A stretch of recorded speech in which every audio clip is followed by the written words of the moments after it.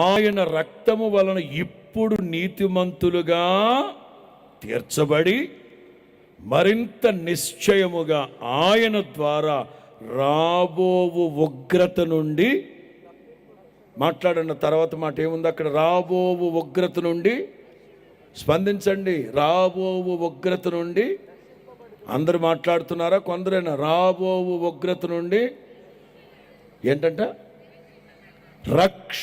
రాబోవు ఉగ్రత.